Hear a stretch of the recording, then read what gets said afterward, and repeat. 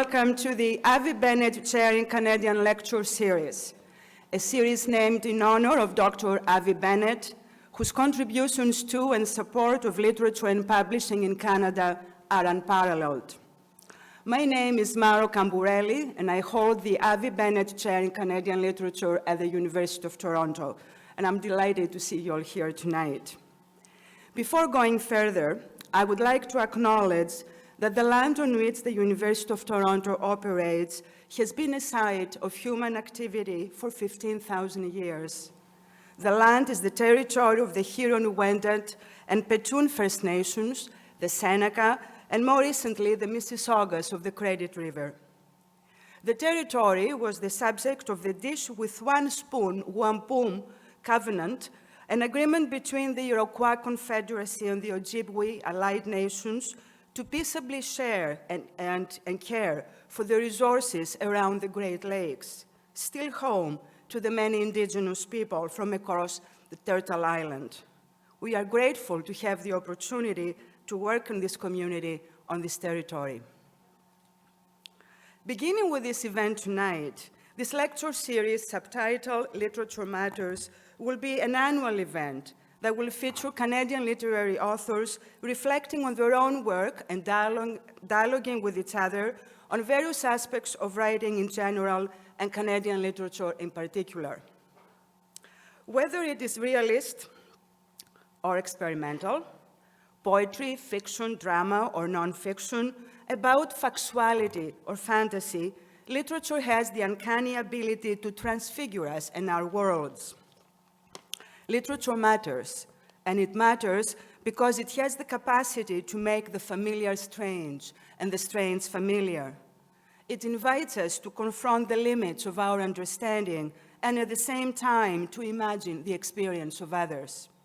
It can shock us out of our complacency by taking us beyond our comfort zones, but it can also teach us empathy and compassion. It can discomfit us, but it can also amuse us. It can affect our private lives, but it can also help create community and thus have an impact on the public realm. It is a non-utilitarian creation that has its own materiality, that brings new things into the world. I cannot think of a better pair of Canadian authors to launch this series than Thomas King and Naomi Klein. It is a real honor to have them with us this evening. In their own distinct ways, Thomas King and Naomi Klein have proven time and again that the written word has the ability to inspire, to make us think otherwise. In her most recent book, This Changes Everything, Climate versus Capitalism, Naomi Klein offers a robust political, social, and cultural analysis and critique of the impact of corporate capitalism on climate change. Similarly, in his own recent novel, The Back of the Turtle, Thomas King imagines a world, specifically the Smoke River Reserve on the West Coast, that has been destroyed by the ruin, a chemical spill, for which Gabriel, a brilliant scientist and former resident of the same reserve, is partly responsible. A highly compelling, albeit sobering, non-fictional narrative and an equal enthralling, yet also humorous and optimistic novel brought together by their authors' shared concerns with the state of the environment today and the complicitous relationships that link government, the corporate world, science, and consumers with the conditions that threaten our planet. Naomi Klein and Thomas King may practice different modes of writing, but their powerful visions are overlapping. In the interest of time, I'm not going to offer detailed biographies. Indeed, Naomi Klein and Thomas King are the kind of public figures who, as the saying goes, need no introduction.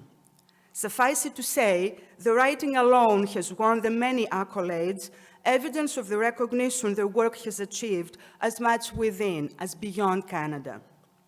You will find biographical notes both about Naomi Klein and Thomas King, as well as the other authors featured in the program tonight, Lee Maracle and Joseph Boyden, in the programs you have received.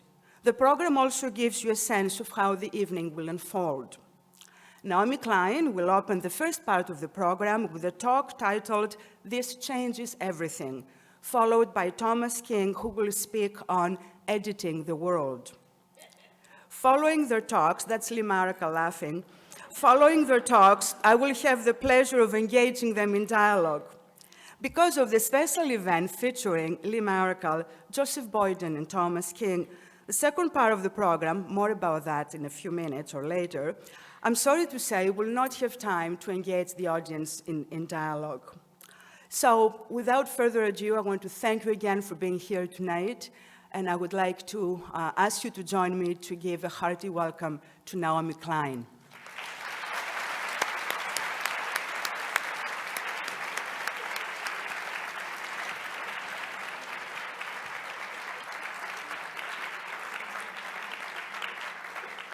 Hi, everybody. It's wonderful to be here. I find myself with an attack of nerves today, so bear with me. They take me by surprise when it happens. I want to thank the organizers for tonight's event, especially Smaro Kamboureli, who we just heard from. And also acknowledge the presence of the wonderful writers Lee Maracle and Joseph Boyden. And a huge thank you, of course, to Avie Bennett for his lifelong support for Canadian literature and his generosity in endowing this lecture series. It is a great pleasure and honor to be part of this inaugural event, especially alongside Thomas King. I have to admit that I insisted on speaking first, having no desire to follow such a consummate performer. And as you can see, I'm a little under the weather, so particularly tonight. And I'm most of all looking forward to our exchange. I'm not sure he remembers this, but this is not the first time I've shared a platform with Thomas King. 7 years ago, actually, I spoke at a political rally in Guelph supporting Tom's candidacy for NDP MP for that riding. And this was the first and last time I have ever spoken at a political rally for any candidate. It's not my thing, but I made an exception when Jack Layton asked me to go with him to Guelph. I couldn't say no. It was Thomas King, after all. So here we are again, talking not about politics per se, but about the power of stories and the social and political relevance of literature, which is, of course, very political indeed. So I am going to be talking about This Changes Everything, but I'm going to be drawing out some threads that I think relate particularly to the power of narrative and the power of literature, for better and worse. I begin that book with a quote from the science fiction writer Kim Stanley Robinson. And one of the great highlights of my book tour actually was being at a conference in San Francisco, and I was at a book signing, and just kind of like, you know, bit of an assembly line. I wasn't really looking up, and I heard this voice say, "I want you to sign this page." And I was like, "This page?" And so I just took the pen, and he goes, "Because I wrote that." And I looked up and I'm like, it's Kim Stanley Robinson asking me to sign his quote. It was so thrilling. So I want to read you the quote that he wrote in 2012, and that opens the book. He says, "In my books, I've imagined people salting the Gulf Stream, damming the glaciers sliding off the Greenland ice cap, pumping ocean water into the dry basins of the Sahara and Asia to create salt seas, pumping melted ice from Antarctica north to provide fresh water, raising Florida 30 feet to get it back above water, and, hardest of all, comprehensively changing capitalism." So I chose that quote as the first word because I think it cuts to the heart of what is really stopping us from rising to the tremendous challenge of climate change, and why we have failed so spectacularly to meet this challenge since our governments have been holding meetings year in, year out. It's been going on now for 2.5 decades, and over those 2.5 decades, our emissions have gone up by more than 60%. So clearly it isn't working. And now there is a tremendous sense of despair in the face of the crisis. And I think what that quote from Kim Stanley Robinson gets at so well is the fact that we really are dealing with a profound failure of the imagination. We can't think our way out of this system in which we find ourselves. And you know, it was one of the most surprising things actually about bringing this book into the world, you know, when I was writing it and, you know, meticulously, proving and reproving every point, you know, I always like, my books are too long, I have too many footnotes, all that, you know, because I really thought we were going to have a big debate, you know, about whether capitalism really was at war with life on Earth, and I was really going to have to like marshal all of these facts. But I have to say it's been a big disappointment since the book came out that I'm really not finding the debate. Like, I'm not finding the other side coming forward and going, no, capitalism is not killing the planet. You know, I get that a little bit, but I'm telling you, like it's really, like you push a little bit and people are like, yeah, you're right, you know, it is. You know, they'll be like, but what about Tesla? And you're like, you know, Tesla is not actually going to get our emissions down to zero. You're right, you know. So I keep waiting for like a really strong defense of how you can reconcile an economic system built on short-term growth with a planetary system that needs us to contract our use of finite resources. Sorry, I have this perennial problem when I use my phone as a timer. It always goes to sleep, and then I have to keep putting my password in. Anybody? Yoshi, come fix this for me, sweetie. This is my godson. You're going to make it stop going to sleep.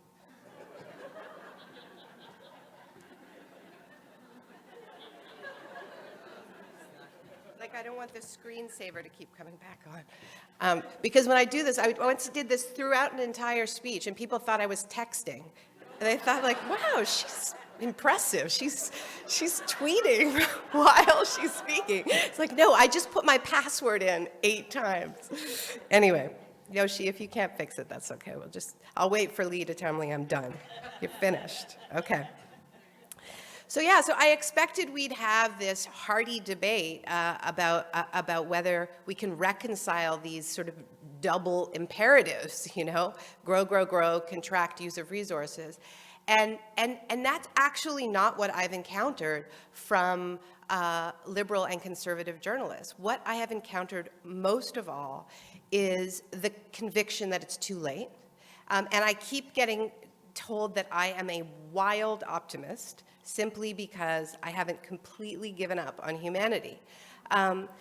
And the idea, of course, that social movements could change the story is considered totally absurd for our media class who don't believe in social movements. So if you don't believe in social movements and you think that change only comes from above, then you are indeed going to feel very, very hopeless because you know, thank you so much.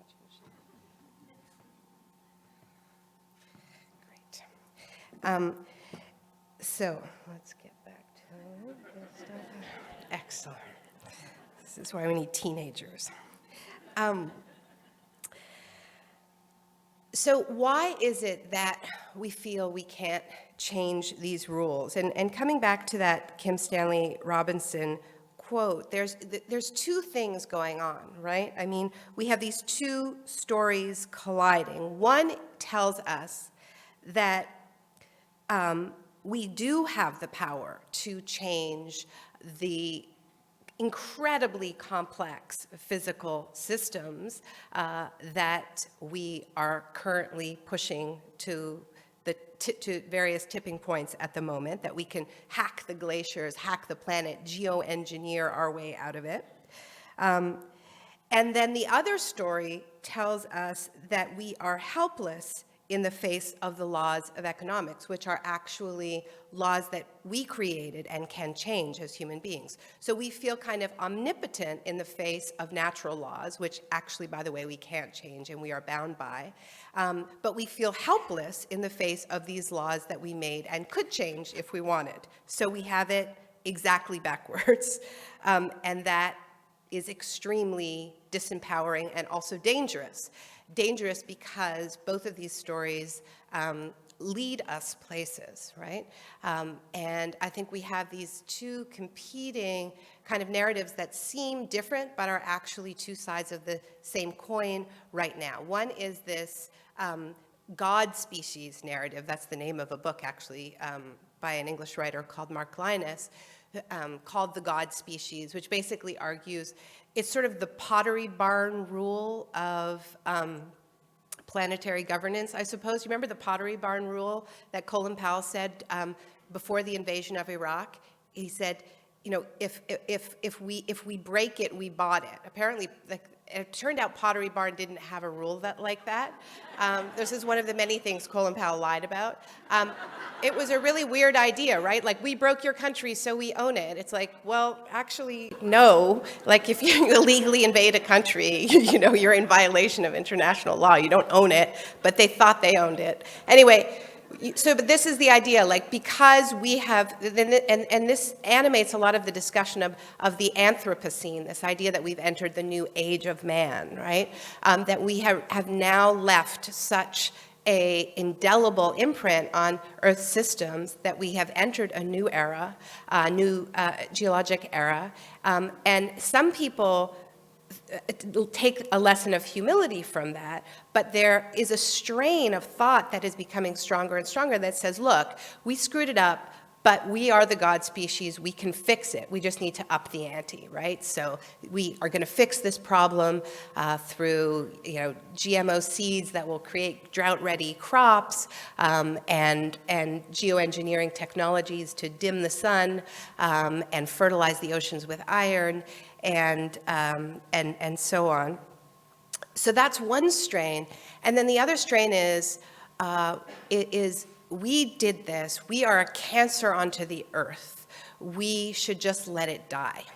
And this I would associate with another British writer, maybe it's not a coincidence that this is all coming from England, named Paul Kingsnorth. They were actually really good friends at Oxford, the two of them, and now they have this running feud, the God species versus the let it burn.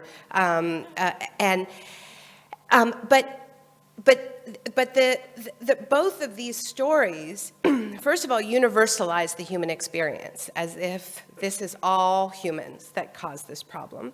It essentializes it on human nature, not on a specific set of ideas that, interestingly enough, came from England in the 1600s, from men who looked a lot like Mark Linus and Paul Kingsnorth. So these ideas have roots, and they take us places, okay? And they take us to various, I think, dangerous places. One of them is declaring defeat in the face of this idea that humans are just bad and we should just be happy that the earth is shaking us off because we created this mess, we, all of us. And this idea that we are the God species and we can declare war on climate change and the planet itself. So it's either defeat, it's either defeat or war, but they're both war metaphors, really, right? The idea that we might declare peace with the planet, for instance, and try to live within its limits and respect its limits is not one of the options within this narrative. Okay, so I want to talk a little bit about the roots of these twin ideas around helplessness in the face of an economic system that we built and omnipotence in the face of natural laws that we actually are subject to.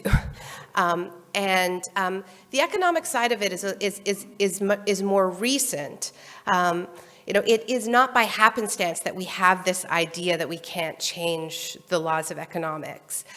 It's actually the result of a very particular political project of a group of economists with its roots in the Austrian school and in the Chicago School of Economics, who not only had the well-known project of advancing a very radical form of so-called free market theory that would liberate the market from all constraints, but also were determined to have economics be seen and respected as a hard science, as a physical science, on par with chemistry, not as a social science. In fact, when Milton Friedman won the Nobel Prize for Economics in 1976, he devoted his acceptance speech, and much of his acceptance speech, to making the argument that now people were seeing that economics was not a branch of philosophy. It was not the realm of, essay writers, where you could have an argument about different ideas, but was one of the hard physical sciences. And appealing to those sorts of empirical truths was, of course, very political, because if economics is like chemistry and physics, then you can't negotiate with it, right? You can't change those rules. You have to just abide by them. And so this political project has been tremendously successful, as we all know. We're living inside of it. And one of the ways it manifests itself is by making it harder and harder to change the rules of economics through laws, right? So you have central banks that are not governed by elected politicians. You have laws that make it very hard to not pass balanced budgets. You have this whole process of lock-in. You have free trade deals, for instance, that make it hard to change national laws and that systematically sort of disempower people and make it harder and harder to imagine changing that economic system.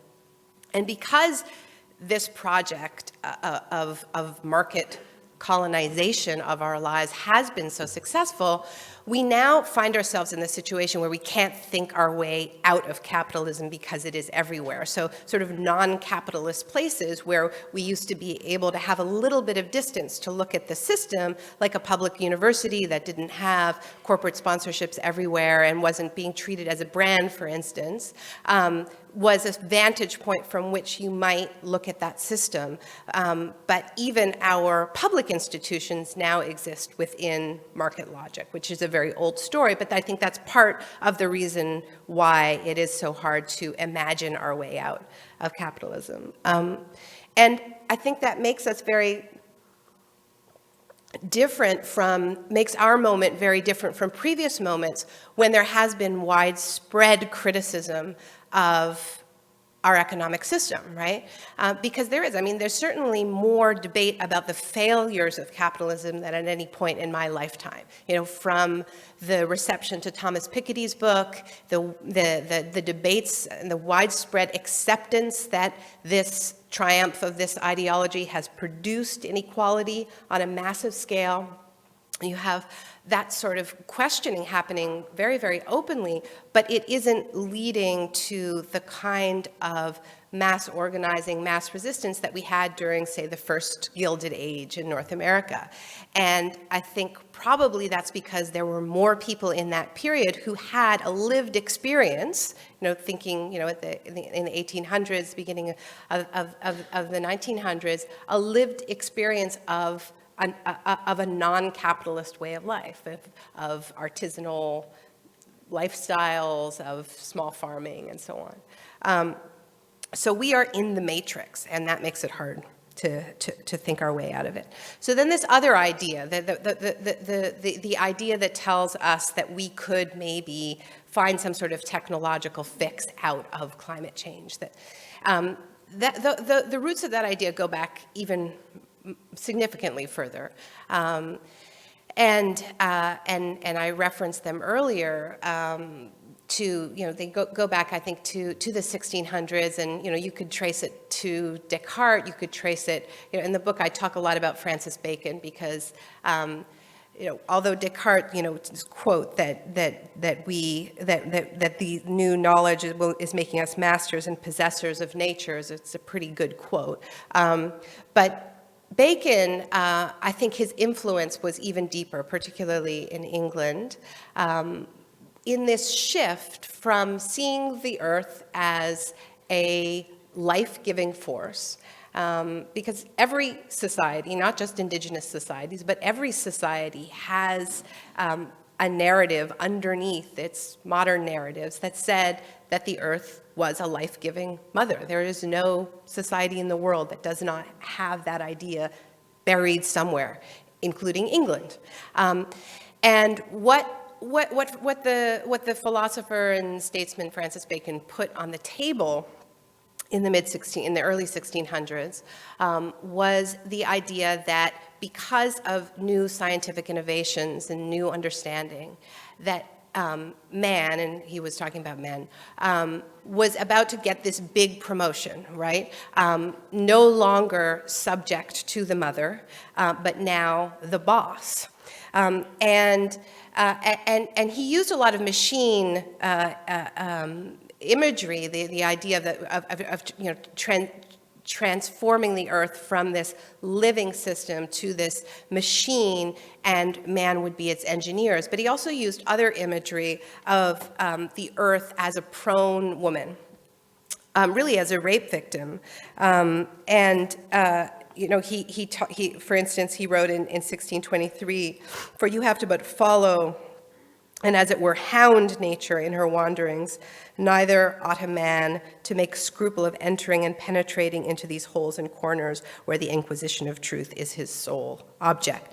Now, feminist scholars have filled volumes analyzing Francis Bacon's metaphor choices. I'm not going to get into it now. But interestingly, I think for our subject this evening, it was actually his fiction, his science fiction, that had maybe the most significant impact.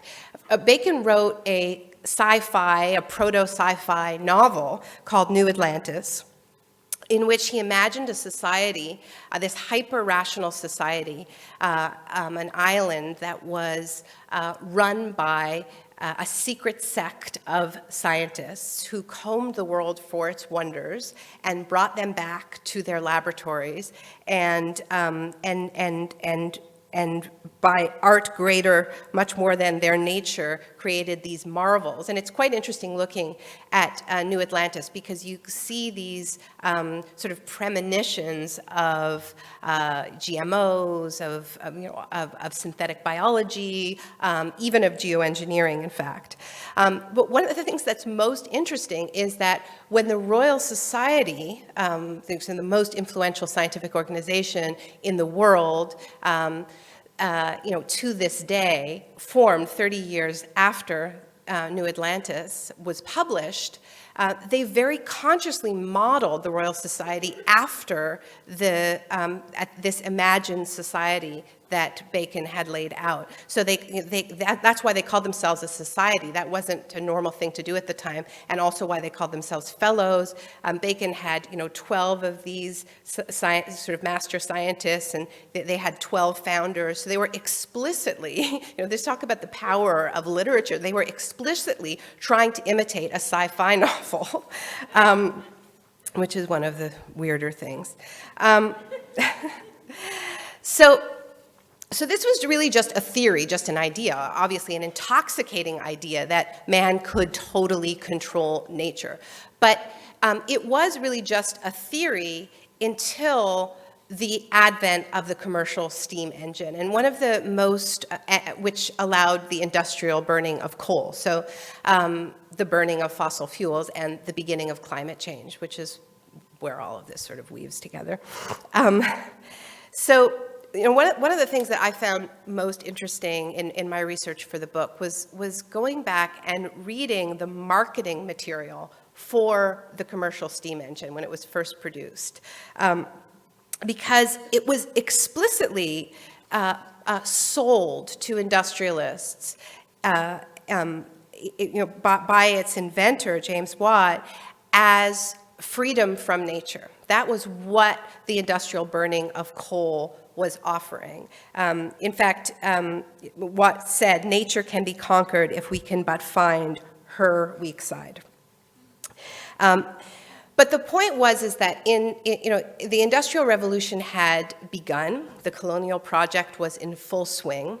But there was still this annoying thing of having to wait for favorable winds to sail your slave ships, and having to think about, where there was running water to build your factories, which became a problem as workers started to organize. And, if you had to build your factory only where there was a waterfall, that would tend to be in the countryside, your workers went on strike, you were screwed. It would be much better to build your factories in an urban center like Manchester, where there was a surplus of workers and you could replace workers that went on strike. So the industrial use of coal, the marketing of the steam engine, it was not about price because it was much more expensive to have to buy your raw commodity over and over instead of, water and wind were free. And in fact, the water wheels were more powerful than the early steam engines. So it was a tough sell, and it took a while to convince industrialists to switch from renewable energy to coal. But it was these arguments of control, both control over nature and control over labor, that ultimately became the winning sales pitch. And Andreas Malm, a Swedish historian of the coal age, describes climate change as the atmospheric expression of a class war, which I think is a very, very good way of putting it. So this was the promise, the great promise of fossil fuels. One of the manuals for the Watt steam engine said, "Its mighty services are always at our command, whether in winter or in summer, by day or by night. It knows of no intermission, but what our wishes dictate. We are the boss of everyone and everything." That's fossil fuels.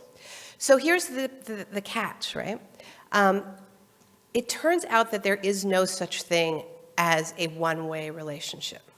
There is no such thing as a pure dominance-based relationship, particularly with nature. So all the while that there was this illusion of being finally in charge and not having to think about where you're going to build your factory and when you're going to sail your ships, they were burning coal. And the carbon was accumulating in the atmosphere, and the thing about carbon is it sticks around for hundreds of years. So what we are experiencing today in the California drought, in our weird weather, in the fact that climate change is upon us, is the accumulation of all of that carbon, saying, you thought you were in charge? You are not the boss here. And I think that is why climate change is such a profound crisis of narrative and imagination for Western culture, because it challenges this very core dominance-based story that we have been telling for several hundred years, and gives us, in some perspectives, a demotion back to having to think about where we live again. I mean, this is the thing about renewable energy. They're often described as unreliable, right? Like women. Like real men burn coal, right? But the truth, the fact is renewable energy is becoming more and more reliable. And the thing about wind and solar is they complement each other really well. When the sun goes down, the wind tends to go up. Battery storage is getting better. But with renewable energy, you do have to think about where you live. Like, you do have to think about the geography of place.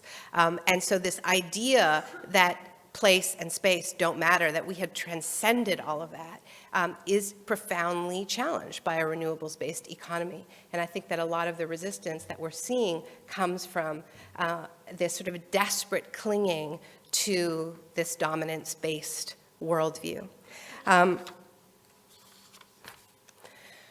But the argument I make in the book is that climate change shouldn't be seen as an issue like taxes and healthcare. That it really is a message. It is it is a civilizational wake-up call telling us that we need to evolve and challenging our core relationships with the natural world and with each other. And indeed, that is very good news, because those relationships of narrative, of dominance, while extraordinarily profitable for a minority, are failing and have always failed the vast majority of people on this planet.